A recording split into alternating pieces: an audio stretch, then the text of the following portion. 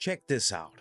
By the time he hung up his boots in 1998, Jürgen Klinsmann had collected a World Cup, a European Championship, nearly 300 career goals, and one particularly unique achievement that still sets him apart. Those triumphs didn't come without a story. This is not a lecture of stats. It's a conversation about a kid from a bakery in the suburbs of Stuttgart who became a world football icon. And there's one surprising record in Klinsmann's career I'll reveal at the end. A feat even some of the greatest strikers never accomplished. So grab a seat, my friend, and let's take a journey back to the 1980s, where a blonde young forward was just beginning to make his mark. Jürgen Klinsmann was born in 1964 in Göppingen, Germany, and grew up in the Stuttgart suburb of Tottenham, where his family ran a bakery. In fact, young Jürgen earned the nickname the baker's son from Tottenham, and true to his parents' wishes, he even completed an apprenticeship as a baker in 1982 before fully committing to football. But football was always his first love. Klinsmann started playing at the age of 8 for a small club called TB Gingen. In one youth game, the precocious striker remarkably scored 16 goals in a single match, a sign of things to come. By age 14, he had been scouted and signed by Stuttgarter Kickers. At 17, he made his professional debut with local club Stuttgarter Kickers in Germany's second division. He wasn't just getting experience, he was scoring for fun, netting 22 goals in 61 games. Pretty good for a teenager balancing dough and defenders. The local big team, VfB Stuttgart, took notice. Stuttgart scooped him up in 1984, taking his first big step into top-flight football, and that's where he truly erupted. 94 goals in 186 appearances. In 1987, he scored a bicycle kick that became Germany's goal of the year. By 1988, he was the Bundesliga top scorer and German footballer of the year. Though silverware eluded him at Stuttgart, he dragged the club to the 1989 UEFA Cup final, losing narrowly to Maradona's Napoli. His rise was electric, and it earned him a spot in the West Germany national team. The rest, as they say, was history in the making. Arriving at Inter Milan, Klinsmann became a part of a famed German trio at the club alongside Lothar Matthäus and Andreas Brehme. Serie A in the late 1980s was arguably the toughest league in the world, a tactical defensive battlefield. Some wondered if Klinsmann's style would adapt, but he quickly put those doubts to rest. In his first season, despite Inter's defensively minded coach Giovanni Trapattoni being reluctant to throw men forward, Klinsmann scored a respectable 13 league goals and helped Inter finish third in Serie A. His work rate and professionalism won over the Italian fans. Impressively, Klinsmann made the effort to learn Italian upon his arrival, which endeared him to supporters and the media. In a short time, he went from a foreign import to one of the most popular players in Italy. The locals appreciated not only his goals, but also the way he embraced their culture. The pinnacle of Klinsmann's Inter stint came in the 1990-91 season. Inter embarked on a successful UEFA Cup campaign, and Klinsmann was a key figure in their run to the trophy. In the two-legged final against Roma, Inter prevailed 2-1 on aggregate to lift the 1991 UEFA Cup, marking Klinsmann's first major club trophy outside Germany. By now, he was a hero to the Inter fans, celebrated for his knack of scoring in big games. Domestically, he continued to find the net. He scored 14 Serie A goals in that season, proving his consistency in a very defensive league. However, the following year was a rough one for Inter and Klinsmann. The club struggled under new coach Corrado Orico, the team was divided and lost form. Inter slipped into a disappointing 8th place finish, and Klinsmann's goal tally dipped to 7 in the league. It was a frustrating season for a player used to challenging for honors. Sensing that his Italian adventure had run its course, Klinsmann decided to move in 1992. He had spent 3 memorable years in Milan, winning a European trophy and the hearts of Inter fans. But now another new horizon beckoned, this time in the French Ligue with AS Monaco. In 1992, Klinsmann moved to AS Monaco in France, guided by a young Arsene Wenger. Over 2 seasons, he scored 29 goals in 65 matches, helping Monaco reach the Champions League semi-finals. Even without silverware, his professionalism and leadership were clear. Different league, same Klinsmann instinct. Klinsmann made an immediate impact. In his first season at Monaco, he scored important goals and helped the club finish second in the league.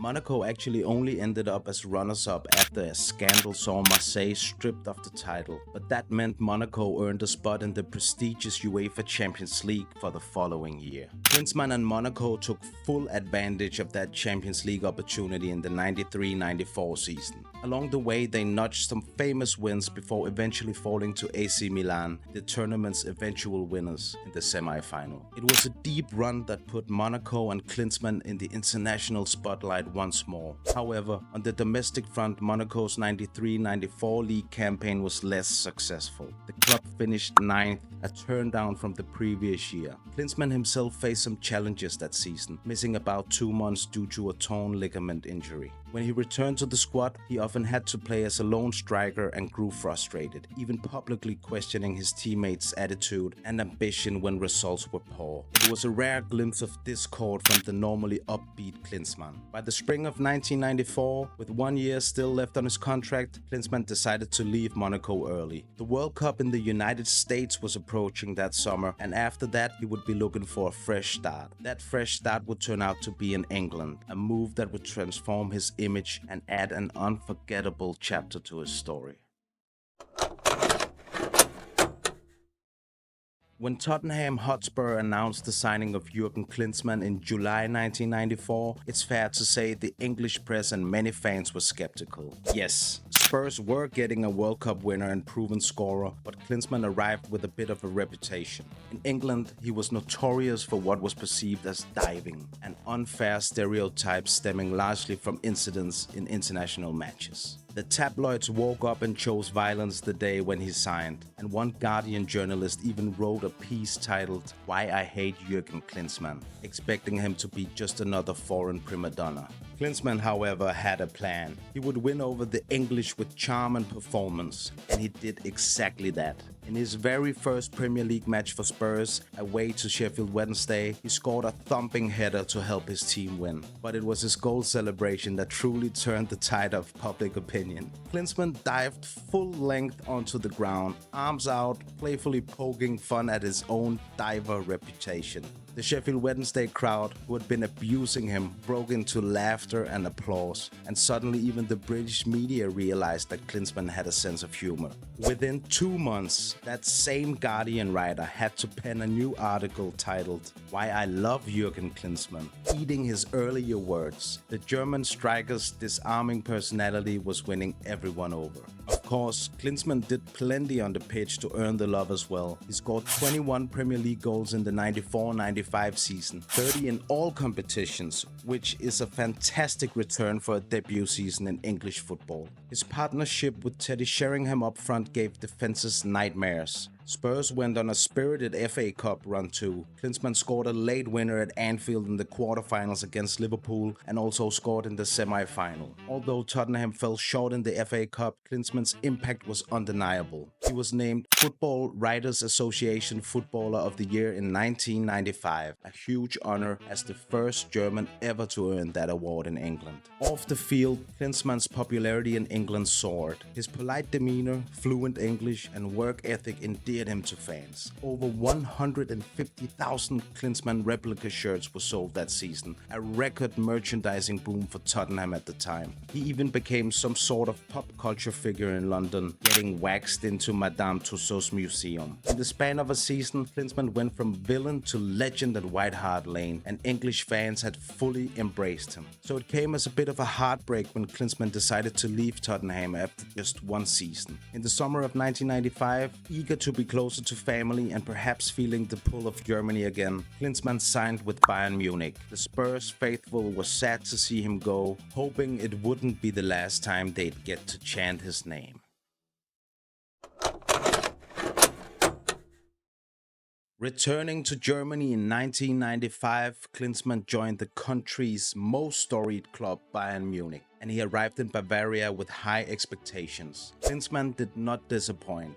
Over the next 2 seasons, he enjoyed a late career renaissance, piling up goals and adding more silverware to his collection. He was Bayern's top scorer in both the 95-96 and the 96-97 season, proving that even in his 30s he was still an elite striker. His time in Munich is perhaps best remembered for the 95-96 UEFA Cup campaign. Klinsmann was on fire in Europe that season. He scored an incredible 15 goals in 12 UEFA Cup matches, a record for a single UEFA Cup or now Europa League campaign that stood for years. Bayern reached the final against Bordeaux, and Klinsmann's goals helped Bayern lift the UEFA Cup trophy. Adding a European title with the German club was a sweet moment for him personally. On the domestic front, Klinsmann and Bayern had to settle for second place in the Bundesliga in the 95-96 season. But the following season, 96-97, they became German champions, giving Klinsmann his first and only Bundesliga title. By now, he had won league or cup honors in Germany, Italy and Europe, a truly accomplished resume. By the summer of 1997, 32-year-old Klinsmann decided to move on from Bayern. He had achieved the main goals he set out, a European trophy and a league title, and Bayern was looking to refresh their squad.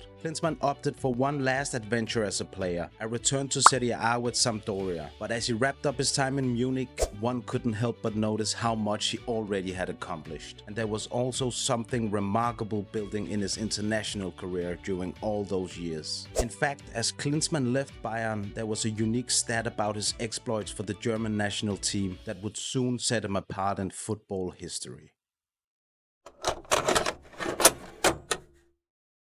Throughout Klinsmann's club journey, he was also making history in the national team, and I teased a special statistic about his international exploits. We'll get to that shortly. If you want more videos like this, make sure to like and subscribe to the channel. It helps me out tremendously. Thank you.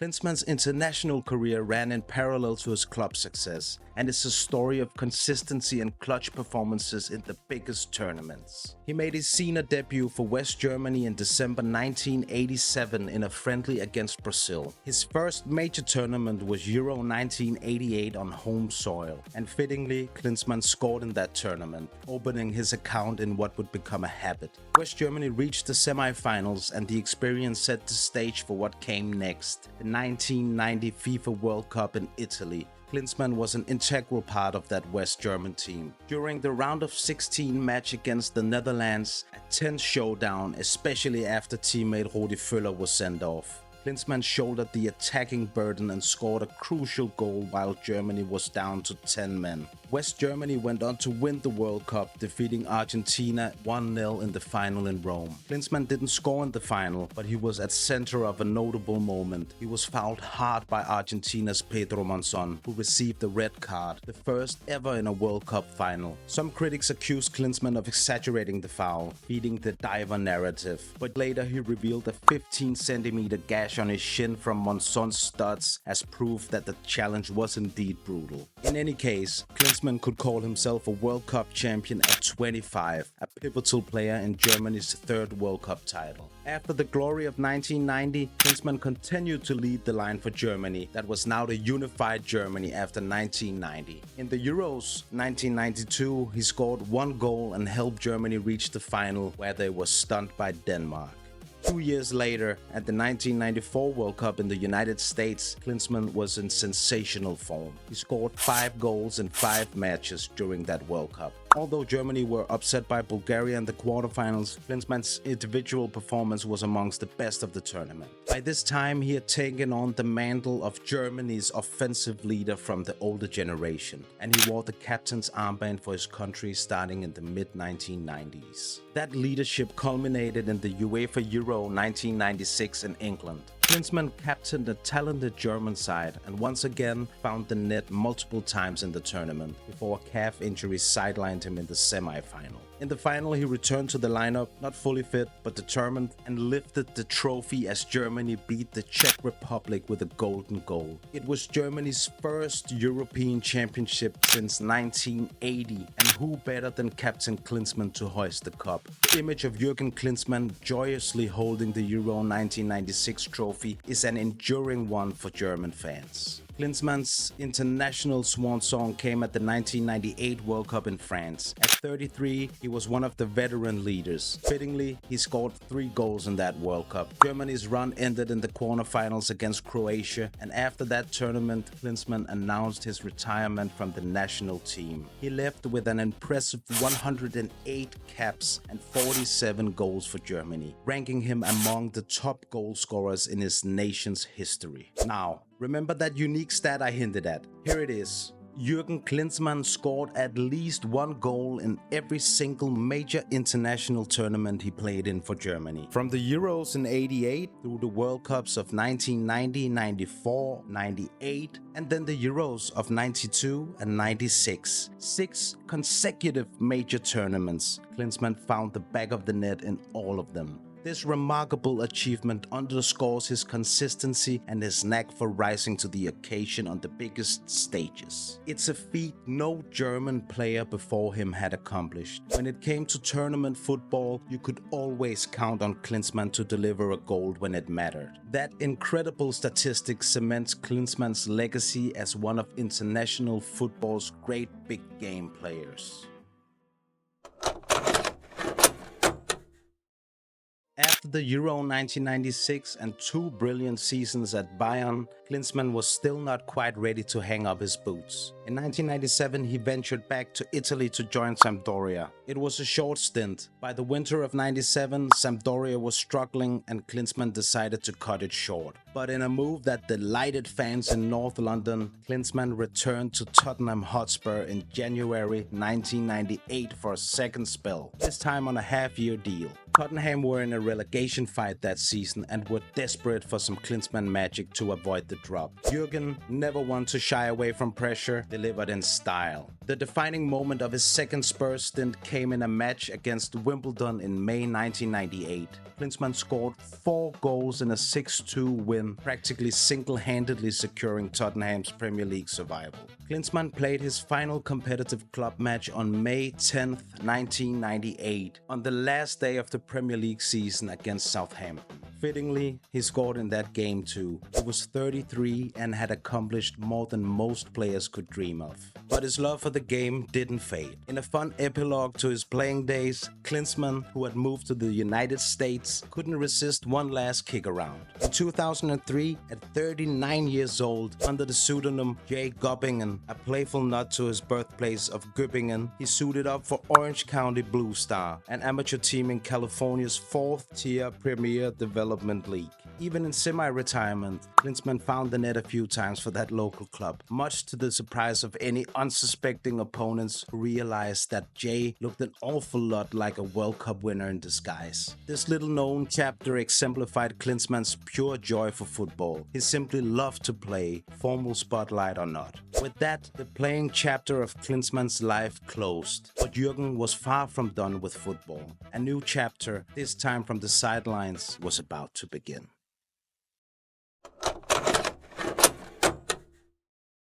After retirement, Klinsmann took a break, but coaching called. In 2004, he took charge of a stale German national team and transformed it. With bold tactics and belief, he led a young squad to 3rd place at the 2006 World Cup on home soil. Germany was smiling again, and Klinsmann had sparked a new era. Then came a tougher stint at Bayern Munich, where results didn't match expectations, and he was let go after less than a season. But in 2011, he began his longest project, managing the US national team. He led them to a Gold Cup win, beat Mexico in Azteca, and made the round of 16 at the 2014 World Cup, in a group no one expected them to escape. He had a brief return to club coaching in late 2019 with Hertha Berlin, and even later took on a short-lived role as coach of the South Korean national team in 2023. While those later ventures were short chapters, they showed that Klinsmann's passion for the sport remained as strong as ever. Whether on the sidelines or as a pundit, his love for the beautiful game continues to shine through. Controversial? Sometimes. Visionary? Always. Klinsmann wasn't the perfect coach, but he was fearless. He brought belief, shook up systems, and always tried to evolve the game. Not every spell was a success, but his intent to elevate and energize never wavered.